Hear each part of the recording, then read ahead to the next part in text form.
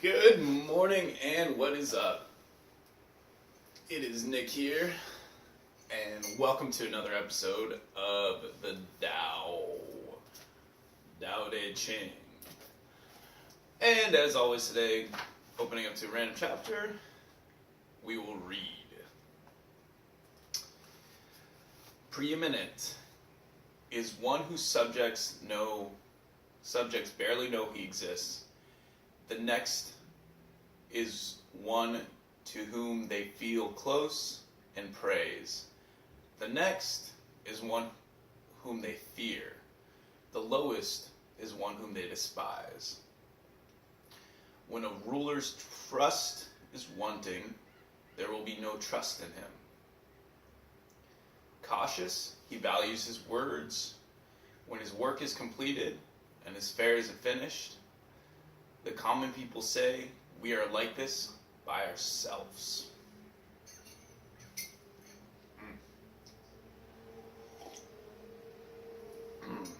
So, with the first part, preeminent is one whose subjects know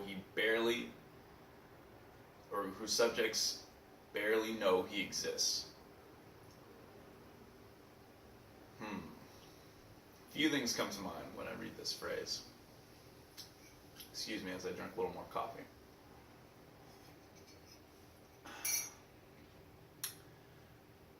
I think a lot of Jay Abraham. One, because of his work, and also because he talks a lot about preeminence. And that kind of links this word to him, although what he does is more preeminent than how he talks about preeminence. So, for example,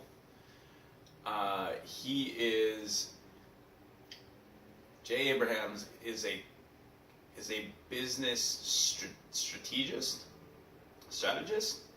and if you do not know who he is directly, you've most likely been impacted by his work, even though you don't know him, because he's done work with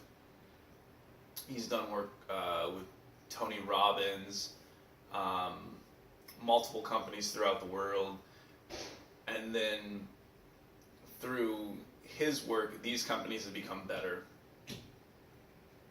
and affected your life in a positive way, hopefully. So, while you don't know that Jay Abraham exists, he still has an effect on your life.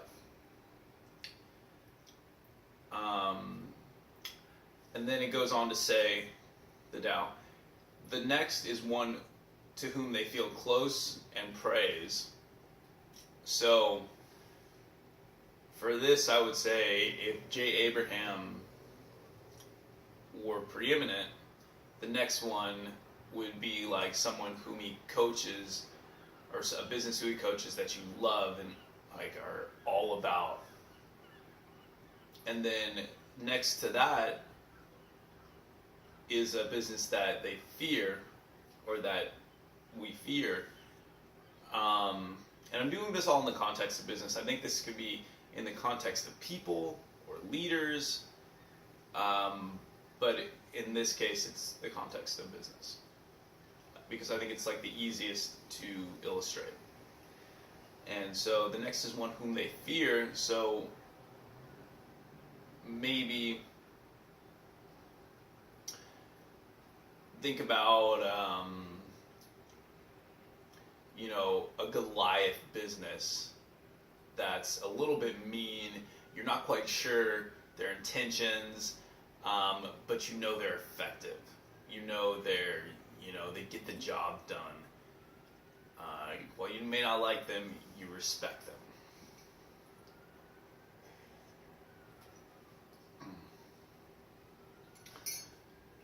And then the lowest is one whom they despise.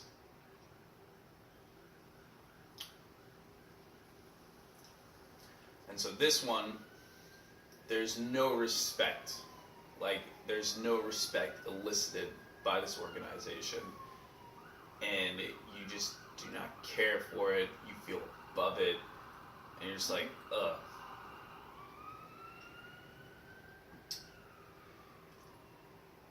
When a ruler's trust is wanting, there will be no trust in him.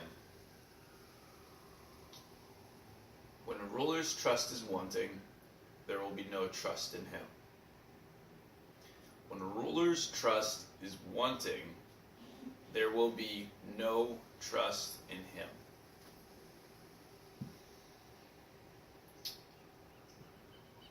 The way I've interpreted this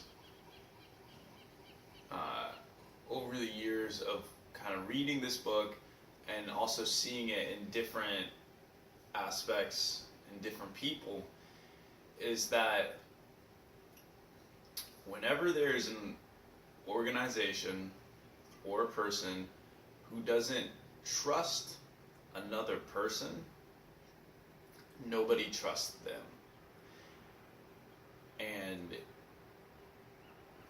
it's almost like you have to give trust first in order to be trusted.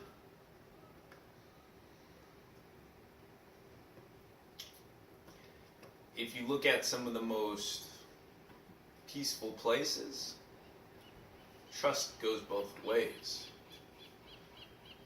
Like, I live in a city called Encinitas, and I'm not that protective of my stuff, you know? And nothing's ever happened to it. While it may not be causation, exactly, there may be a correlation to the way you act and behave, and if you don't trust somebody else, then they believe that you're on a level that they can't trust you on. And that's the way it kind of elicits. So, while you may get wronged by trusting, you'll be trusted even by the people that wrong you, I feel like. At least that's how I interpret it. My brain's kind of working with it right now. Wow. Alright. Cautious, he values his words. When his work is completed and his affairs are finished, the common people say, "We are like this by ourselves."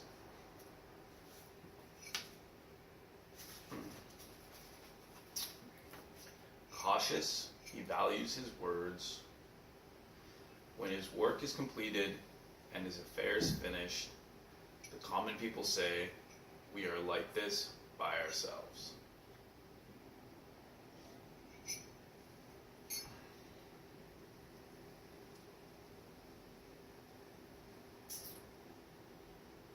Very self-explanatory, at least to me. I see it as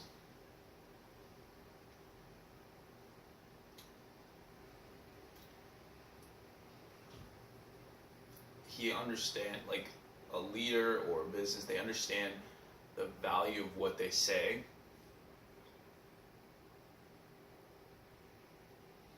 Think about a company that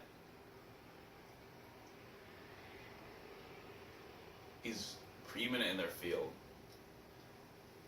Think about like Nike, for example. How many words are on their slogan?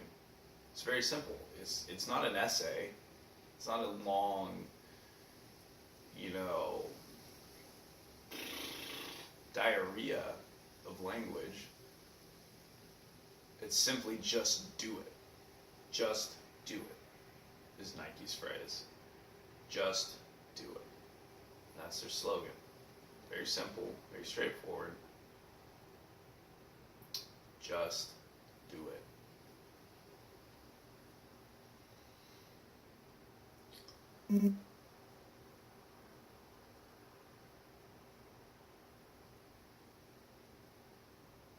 Or take two different friends of yours. One who knows exactly the right word to say at the right time and hits the button right on the mark. And then the other who is sort of present, but kind of just diarrheas from the mouth and just talks about whatever. And they may get their job done more or less, but they don't know how to use their words, and the emotions that they elicit from the words they use are, making you fly all over the place. But you kind of get a good vibe from them, so you're like, okay, you're cool.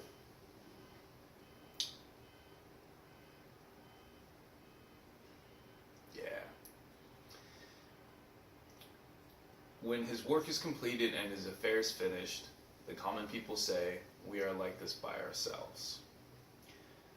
To me, this reminds me a lot of growing a plant. Like, you don't actually grow the plant, but you do, if it is in your room, facilitate the environment in which it can thrive, and henceforth you are the facilitator of this, but the plant grows by itself. You allowed it to have the nutrition necessary, the water, the sunlight, and in the same way,